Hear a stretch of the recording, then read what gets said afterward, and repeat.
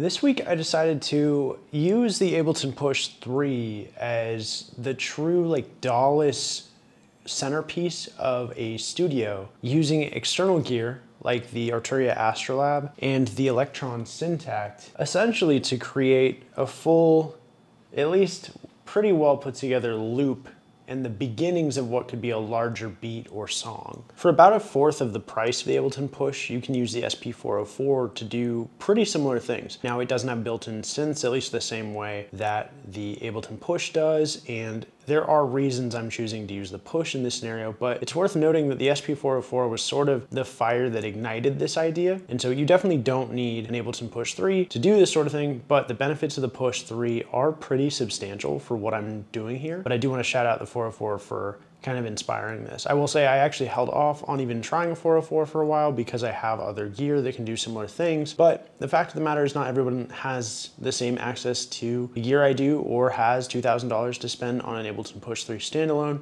let alone the software like Ableton Suite to really get the full potential out of it.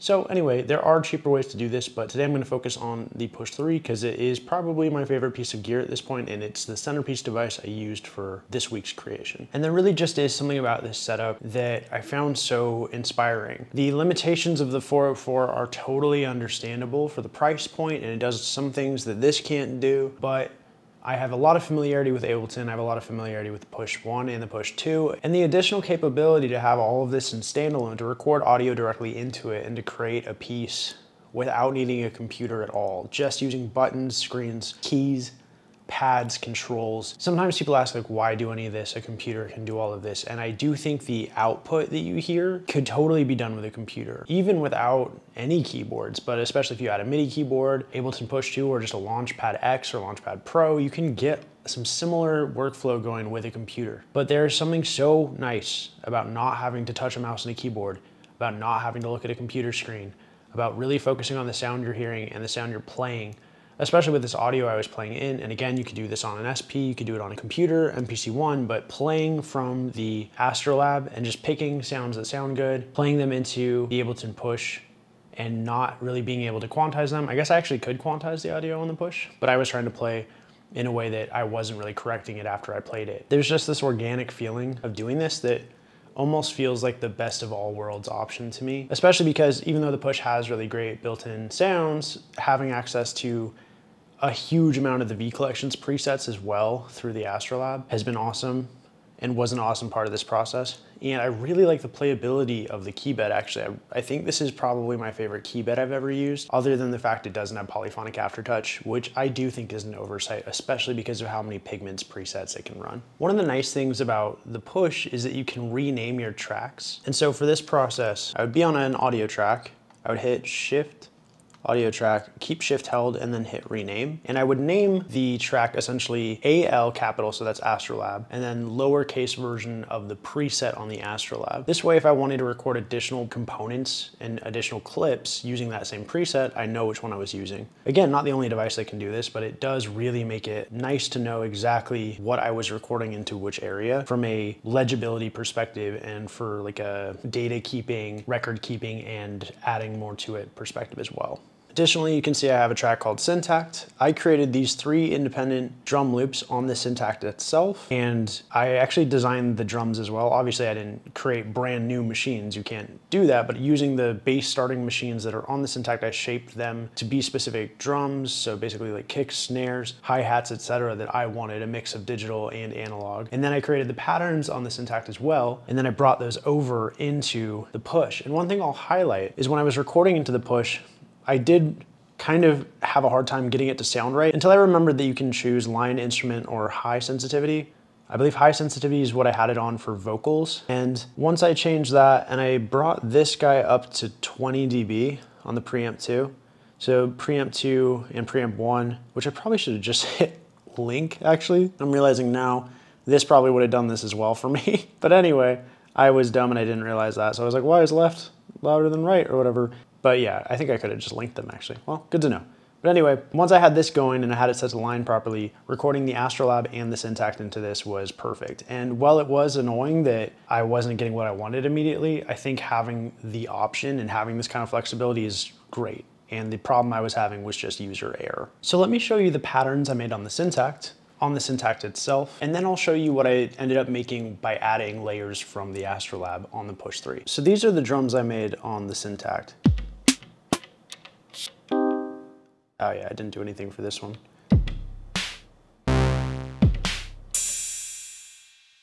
And actually on this pattern, not all of these are quite as advanced. On the third pattern, I also made this hi-hat, this snare,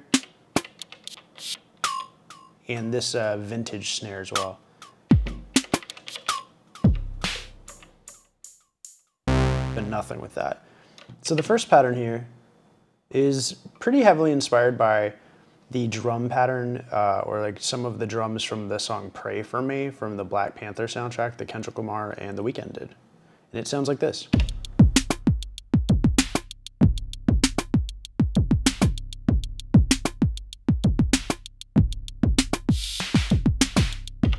And I'm pretty sure that's the one I ended up using as the basis for everything I did on the Push. But I also made this loop.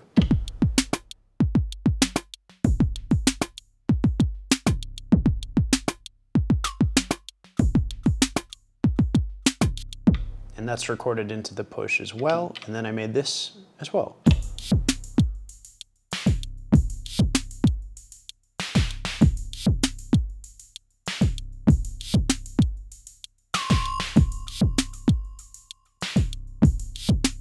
And it was a fun process. This is really how the song started. I just sat down with the Syntakt and really focused on making drums. I've been a little jealous of everyone with their Dig Attack 2s. I've definitely reached out to my friends at Zounds to see if they'll send me one when they have it.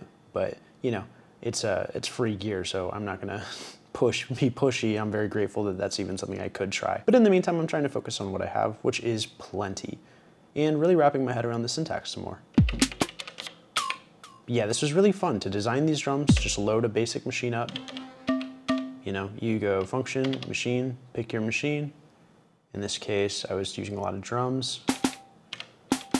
And then just messing with parameters, seeing what I would get, what I like. I generally found myself liking less decay.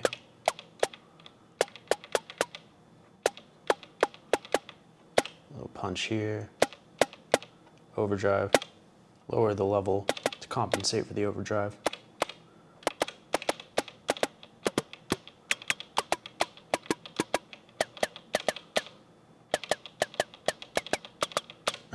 Kind of hate that, but you know, doing this until I find something I like is a fun process. And in the end, the actual final thing that I've made on the Push, most of the drums are just the drums from this with some drum bus on them, and I think that's it. Also a limiter, actually. I think I put a limiter on it. So let's go check out the Push and I'll show you everything else I did. So like I said earlier, I had to make sure my inputs were actually properly set up. They weren't before, but once I figured that out, it was pretty easy to record everything in. So like I said, the first thing I did was the Syntakt. So you can hear the 3 loops I showed you on the Syntakt are here, with some additional processing, a drum bus and a limiter.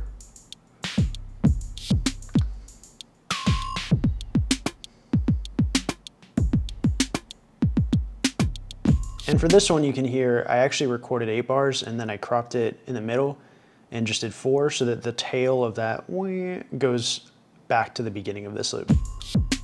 And it loops perpetually. That's not something I invented. That's just a general trick if you have tails at the end of your loop that you want to go back to the beginning. But this is the main loop here. That is the backbone of everything else I did on the device. So the next thing I added was a AstroLab preset called Dream Lover.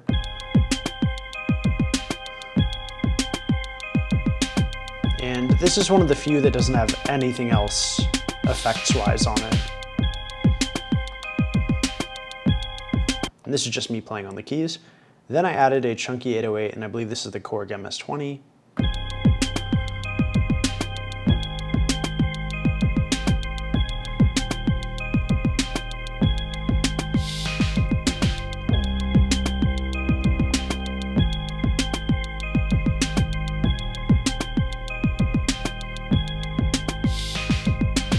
But we're on the Push, right? So I don't just have to use external gear. I also loaded up a sound pack drum kit and added some hi-hats.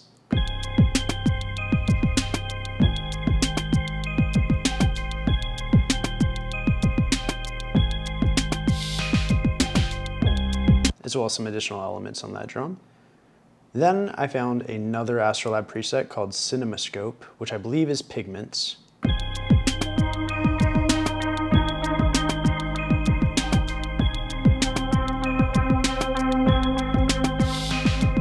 But I also accidentally added automation to the volume of this track, and I can't remember how to delete it. I should have Googled it before I started this video, but I didn't, so every time I load it, I need to lower that to 3.75. Anyway.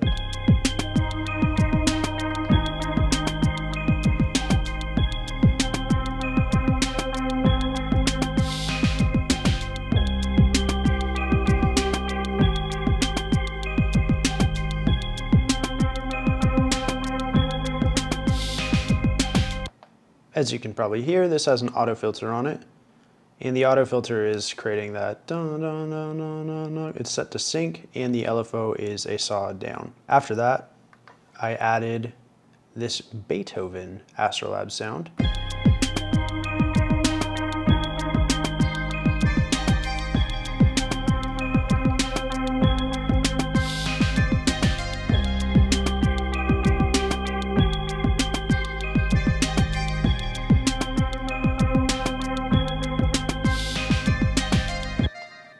And on this one, I added roar, chorus, echo, and auto pan.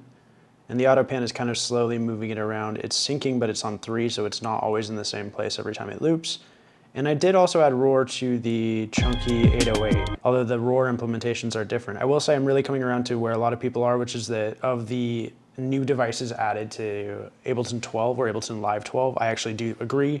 Roar is probably cooler than Meld. Even though Meld is a fun synth, Roar has a lot of applications. I was originally looking at the Analog Heat plus Effects as an optional device I might want to try out. And while I'm not saying this is the same thing at all, having a cool distortion plugin along with everything else that's in the push adds a lot of the effects I would probably want to use from something like the Analog Heat. So very cool to have that here. And then lastly, this is the Push 3, so I wanted to use another one of the Push 3's features, which is MPE. So I loaded up an MPE sound as well. This is MPE FM ARP. And here's the final loop that I created.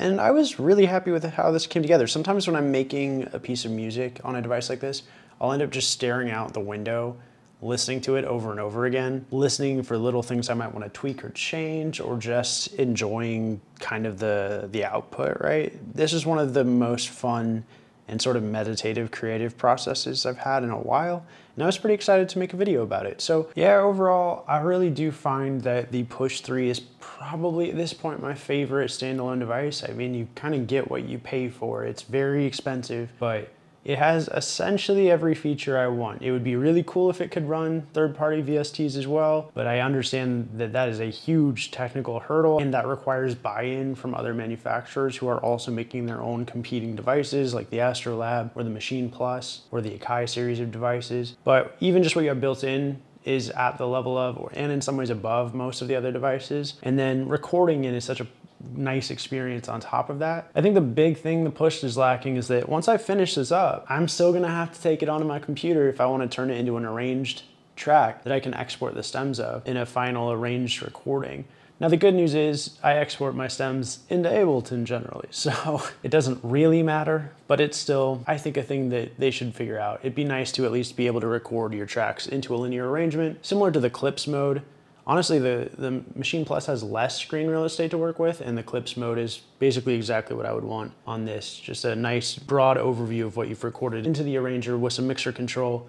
You could export out the stems right out of here if you wanted, or you could take that pre-recorded and automated arrangement onto your desktop and edit it more there. But anyway, even without that feature set, this is still probably my favorite device at this point. Also, I do get a lot of questions on almost every video about what stands do I use. These are Quick Lock laptop stands. I've used 2 of these for years. I don't know them. I don't know Quick Lock, although, hey, Quick Lock, if you ever want to sponsor me, I'm super game because I really like only endorse products that I really like, and I really like these. I'm not saying they're perfect. Sometimes I've seen it kind of slip down in my Poly and Play Plus video that happened, but I think I didn't tighten it enough, and honestly, I've put these through hell. There's almost always a piece of gear on these for the last 4, almost 5 years. I think 4 years-ish. So anyway, yeah, this is just for the people who ask about what stands do I use. They're Quick Lock laptop stands. They're always linked in my description under my gear stands. That is an Amazon affiliate link, so if you use that, I do get a little bit of commission. So if you want to find it somewhere else, or if you don't want to do affiliate stuff, you can follow that link and then find them somewhere else if you want as well. A huge thank you to everyone who's liked and subscribed. We're getting really close to 12,000 subscribers on this channel, which is insane. So thank you so much.